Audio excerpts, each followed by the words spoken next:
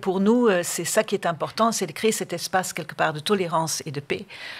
Et donc, on constate que vraiment, pour les élèves, eux, ils ne font pas la différence. C'est vrai que pour eux, et même nous, on constate, effectivement, avec les Zooms qu'on a fait, que même si donc c'est une école avec qui on fait faire un Zoom à Djibouti ou en Algérie, donc que quelque part ces élèves, les garçons et les filles, finalement d'une certaine manière se ressemblent. Voilà, il n'y a pas autant de différences qu'on veut toujours faire croire à l'extérieur. Et c'est ça qui est chouette, c'est ça qui nous émue aussi à chaque fois. Quand je vais visiter les classes, à condition d'éduquer à condition, donc, effectivement, d'avoir une éducation, si possible, bien sûr, donc, au sein de la maison, dans la famille, et après, bien sûr, de continuer tout cela à l'école. C'est vrai que l'un sans l'autre, je crois que c'est pas évident. Mais on constate que l'école est quand même très important parce que c'est là qu'on peut sortir d'un carcan familial.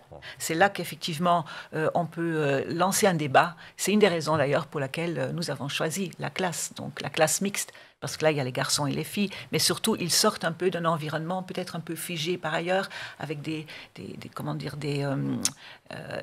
idées préconçues. Tant que là, en fait, ils vont pouvoir réfléchir.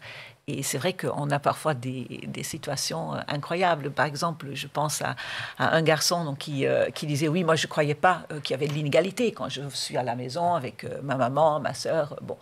Mais en fait, quand on a discuté dans la classe, je me suis rendu compte que, waouh, il y a quand même finalement beaucoup d'inégalités. Alors après, il revenait devant la caméra, effectivement, il disait « Et maintenant, c'est moi le plus grand féministe. » Donc voilà, c'est...